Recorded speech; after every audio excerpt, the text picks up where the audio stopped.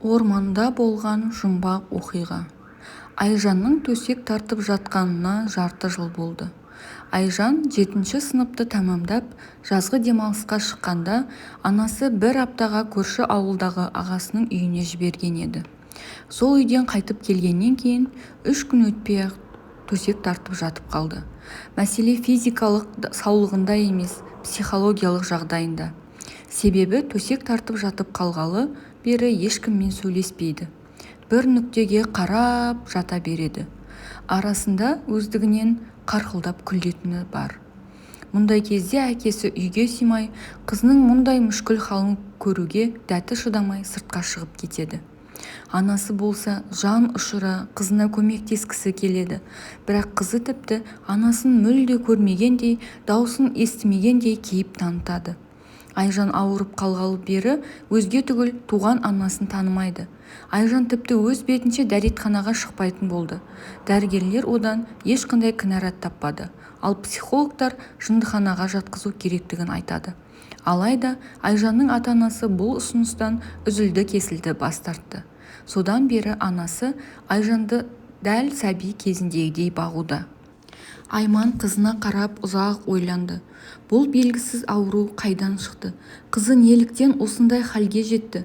Бұл сұрақтар оны көптен мазалап жүрген еді. Бірақ жауабын таба алмады. Осындай қалың ойдың үстінде ұлы Біржанның көрген түсі есіне түсті. Ол түс мынадай еді.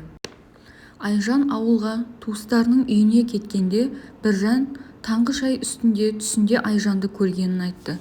Түсінде Айжан пештің жанында бір нүктеге қарап тұр екен. Жанына келген Біржанды да байқамады. Бір уақытта Біржан қарындасымен қалжыңдаспақ болып «ва» деп айқайлап Айжанды қорқытпақ болды. Сол уақытта Айжан ағасына жалт қарады. Біржанның айтуынша, сол уақыттағы Айжанның көзқарасын сөзбен жеткізу мүмкін емес. Тіпті оның қарындасы Айжан емес, шайтанның өзі қарап тұрғандай көрінді. Біржан есін жиғаны сол еді. Айжан Біржанды бас салып жүрегін жұлып алды да жей бастады. Құдды қорқынышты фильмдегідей. Біржан қансыраған денесіне қарап айқайласа да дауысы шықпайды. Осылай қиналып жатып оянып кеткенін айтады. Айман Біржанның осы бір түсін есіне алып бойын қорқыныш биледі. Қызына тағы бір көз салып күрсініп алды. Айман қызын емдету үшін бармаған жері, баспаған тауы жоқ. Түрлі тәуіп емшілердің барлығын табалдырығын тоздырды. Алайда ешқандай нәтиже болмады. Бір күні көршісінен Көкшетауда мықты емші келгенін естиді. Дәрігерлер мен емшілерден әбден көңілі қалса да, Айман қызын жазу үшін барлық мүмкіндікті пайдалануға әзір еді. Емшінің науқастарды Құранмен емдейтіні де ұнады. Көп ұзамай Айман күйеуімен ақылдасып, емшіні үйіне шақырды. Емші әбден арып тозған. Халықтың айтуынша, ол емдеген адамдардың ауруының кішкене бөлігін өзіне қабылдап алады екен. Содан болар емшінің жүзі сұрғылт тартқан, өне бойы солып қалғандай. Емші Айжан жатқан бөлмеге қолына Құранды алып кіріп кетті. Сүрелерін оқып, бетіне суды бұрқ еткізді.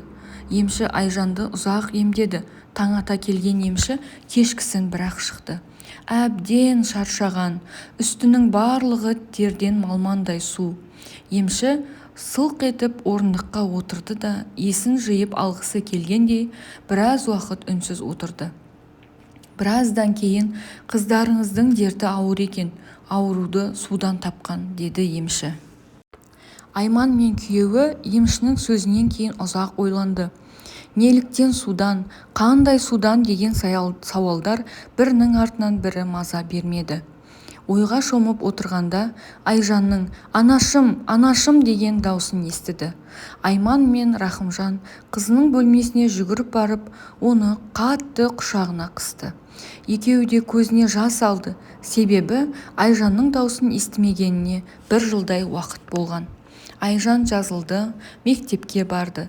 Өзінен бір сынып төмен оқушылармен бірге оқуына тура келді. Күндер өтіп жатты. Айжанның ауырғанына да, емші де ештеңе есінде қалмаған. Үйдегілер де оны еске салуына қорықты. Бірақ құрдастары оның бастан өткерген жағдайын айтып, Айжанды сұрақтың астына алды. Бірақ Айжанның оларға айтатын жауабы жоқ. Бір күні Айжан анасынан барлық жағдайды сұрады. Сондағы емшінің ауруды судан болды деген сөзін ұзақ уақыт ұмыта алмады. Айжанның жазылғанын естіп, көрші ауылдағы ағасы бала-шағасымен үйге келді. Оның Айжанмен қатарлас Асия деген қызы бар. Екеуі айырылмас дос болатын. Бастары қосыла кетсе, уақытты қызықты өткізудің түрлі жолын табатын. Асия бір жылдың ішінде болған оқиғаларды тоқтаусыз айтып жатты. Бір уақытта кенеттен тоқтап қалды. Айжан, емші сенің ауруың судан болды депті ғой, деді. Асия әңгіменің төркінін басқаға аударып. Иә, бірақ қандай су екенін білмеймін, деді Айжан. Сонда екеуміздің құпиямыз есіңде жоқ па? Жоқ, қандай құпия? Екеуміздің орманға барып адасып, кешкі уақытта көлдің арғы бетіне жүзіп өтіп едік қой. Бәлкім ауруды дәл осы көлшіктен тапқан боларсың, деді. Асия сол уақытқа қайта оралғандай байсалды түрде әңгімесін бастады. Екеуміз орманда ойнап жүріп, үйден алыстап кеттік. Мен қорыққаннан жылай бастадым. Екеуміз дұрыс жолды табамыз деп, бір жерді 1 сағат бойы айналып жүрген болып шықтық. Кешқұрым уақытта үйге бастайтын жол деп тапқан жолмен келе жаттығында алдымыздан көлшік шықты. Мен жүзе алмайтынымды айтып жылай бастадым. Сол уақытта сен мені алып жүзіп өттің. Өзің менің кесірімнен бірнеше рет суға баттың да, жағаға шыққанда дала қараңғы түскен. Екеуміз сол көлшіктің жанында түнеп шығамыз деп шештік. Сен бірден ұйықтап қалдың. Мен қорыққаннан көпке дейін көз ілмедім. Бір уақытта қалың ағаштың арасынан сол жақ тұстан қара қасқыр бізге қарай тістерін ақситып келе жатты. Мен айқайлап, жылап сені оята бастадым. Бірақ сен қанша оятсам да тұра қоймадың. Бұл әрекетімнен ештеңе шықпады. Қасқыр бізге қарай жақындап келе жатқанда оң жақтан ақ қасқыр шықты. Ақ пен қара қасқыр бір-бірімен төбелесе бастады. Ақ қасқыр екінші қасқырды жеңді де келген жағына қарай кетті. Қалың орманға толық жұтынып кеткендей тұрып бізге көз тастады. Сен таң ата ояндың. Мен түнде болған жағдайды айтып бергенде сенбеген едің. Таң ата бізді ауыл тұрғындары да тауып алды. Екеуміз 2 қасқыр туралы оқиғаны да, көлшіктен жүзіп өткенімізді де ешкімге айтпаймыз деп шештік. Айжан сол кезде бастан өткергенін еміс-еміс есіне түсірді. Үлкендердің су перісі болады, түнде әйел адамға суға баруға болмайды деген сөздері есіне түсті. Бәлкім сол түні емші айтпақшы ауруды судан тапқан болар деп топшылады. Өткен күндер қорқынышты түс секілді өтті де кетті. Айжанның отбасына шуақты күндер қайта келді. Бір күні Айжанды емдеген емші қайтыс болыпты.